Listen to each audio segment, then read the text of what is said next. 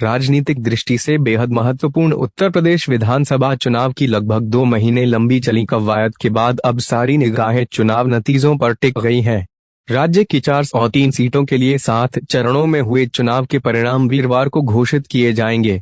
चुनाव नतीजों से यह तय हो जाएगा कि सत्तारूढ़ भारतीय जनता पार्टी भाजपा प्रदेश में लगातार दूसरी बार अपनी सरकार बनाकर कीर्तिमान रचती है या समाजवादी पार्टी सपा 5 साल बाद फिर सत्ता में लौटती है, या फिर बहुजन समाज पार्टी बसपा अथवा अन्य कोई दल या गठबंधन सभी को चौंकाते हुए सत्ता शीर्ष पर पहुंचता है।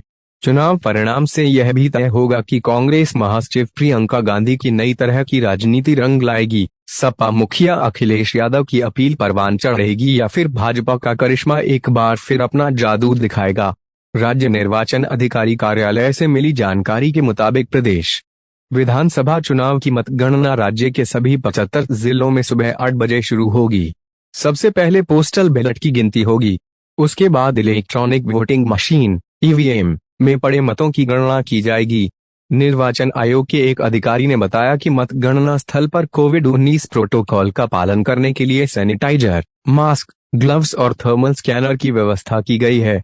उन्होंने बताया कि हर विधानसभा क्षेत्र में 5 मशीन की वीवीपैट पर्ची की गिनती भी की जाएगी। मतगणना केंद्रों पर वीडियो कैमरा और स्टैटिक कैमरा भी लगाए जाएंगे। साथ ही हर केंद्र पर मीडिया सेंटर भी स्थापित किए जाएंगे। हर विधानसभा क्षेत्र में पर्याप्त संख्या में सहायक पीठासीन अधिकारियों की तैनाती की गई है, ताकि मतगणना का कार्य निर्बाध रूप से पूरा किया जा सके। अधिकारी ने बताया कि सभी मतगणना केंद्रों की त्रिस्तरीय सुरक्षा सुनिश्चित की गई है। इसमें केंद्रीय पुलिस बल, पीएसी तथा राज्य पुलिस बल शामिल हैं। आधिकारिक सूत्रों के मुताबिक तमाम मतगणना केंद्रों पर 250 कंपनी केंद्रीय सशस्त्र पुलिस बल तैनात किए गए हैं। इनमें से 36 कंपनियों को ईवीएम की सुरक्षा में तैनात किया गया है, जबकि 214 को मतगणना के दौरान कानून व्यवस्था बनाए रखने की जिम्मेदारी दी गई है। मतगणना के दौरान कुल 61 कंपनी पीएसी बल भी तैनात किए गए हैं। इसके अलावा उत्तर प्रदेश पुलिस के 625 राजपत्रित अधिकारी, 1807 इंस्पेक्टर, 9598 दारोगा, 11627 हेड कांस्टेबल और 48649 कांस्टेबल को मतगणना के दौरान सुरक्षा में तैनात किया गया है।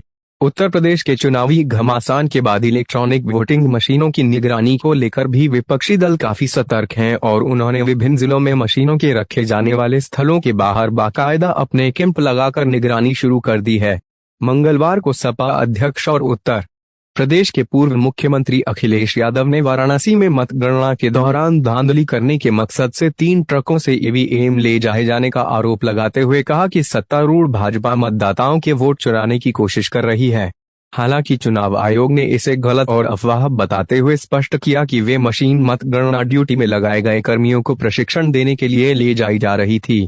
वाराणसी के जिलाधिकारी कौशल राज शर्मा के मुताबिक मंगलवार को वाराणसी में सपा कार्यकर्ताओं द्वारा जो ट्रक रोका गया, उसमें रखी 20 ईवीएम मतगणना कर्मियों के प्रशिक्षण के लिए ले जाई जा रही थीं। इन सभी ईवीएम को विभिन्न राजनीतिक दलों के प्रत्याशियों के सामने जांचा परखा गया। इस दौरान यह पाया गया कि इन मशीनों का मुख्य मतदान से कोई लेना देना नहीं है। पिछले सोमवार को 7वें और अंतिम चरण के मतदान के बाद विभिन्न समाचार चैनलों द्वारा दिखाए गए एग्जिट पोल में उत्तर प्रदेश में एक बार फिर भाजपा की सरकार बनने का दावा किया गया है। हालांकि उनमें सपा की सीटों की संख्या पहले से अधिक होने की संभावना भी जताई गई है। इसके अलावा बसपा के दहाई के अंक तक सिमट जाने और कांग्रेस को 10 से कम सीटें मिलने का अनुमान व्यक्त किया गया है। हालांकि सपा और बसपा ने एग्जिट पोल को पूरी तरह से खारिज करते हुए पूर्ण बहुमत के साथ सरकार बनाने का दावा किया। योगी आदित्यनाथ अगर चुनाव के बाद दोबारा मुख्यमंत्री बनते हैं तो वे सामान्य निर्वाचन के बाद लगातार दूसरी बार उत्तर प्रदेश के मुख्यमंत्री बनने वाले पहले व्यक्ति होंगे। भाजपा ने वर्ष 2017 में प्रचंड बहुमत के साथ सरकार बनाई थी। पिछले विधानसभा चुनाव में इस पार्टी को 403 में से 312 सीटों पर जीत हासिल की थी। वहीं उसके सहयोगियों अपना दल, सोनेलाल कुनौय और सुहेल देव भारतीय समाज पार्टी को 4 सीटें मिली थी।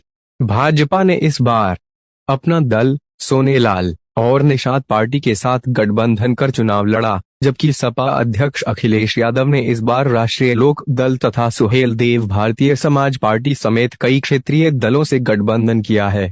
उत्तर प्रदेश विधानसभा चुनाव के वर्ष 2024 में होने वाले लोकसभा चुनाव के लिहाज से महत्वपूर्ण होने के मद्देनजर प्रधानमंत्री नरेंद्र मोदी, रक्षा मंत्री राजनाथ सिंह, गृह मंत्री अमित शाह, भाजपा अध्यक्ष जेपी नड्डा और मुख्यमंत्री योगी आदित्यनाथ ने पूरे प्रदेश में जगह जगह ताबड़तोड़ रैलियां की। वैसे तो उनके निशाने पर सभी विपक्षी दल रहे, लेकिन उनका विशेष जोर सपा पर हमले बोलने पर ही रहा। सपा अध्यक्ष अखिलेश यादव ने 131 चुनावी रैलियां और रोड शो किए।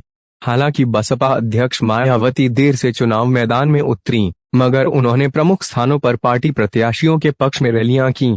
उधर कांग्रेस को उत्तर प्रदेश में पुनर्जीवित करने की जुगत में लगी पार्टी महासचिव प्रियंका गांधी वाड्रा ने सबसे आगे आकर पार्टी के चुनाव प्रचार की कमान संभाली और अन्य पार्टियों के शीर्ष नेताओं के मुकाबले सबसे ज्यादा 209 रैलियां और रोड शो की हैं। कांग्रेस अध्यक्ष सोनिया गांधी ने रायबरेली में वर्चुअल रैली को संबोधित किया, जबकि पार्टी पूर्व अध्यक्ष राहुल गांधी ने अमेठी तथा वाराणसी में आयोजित 2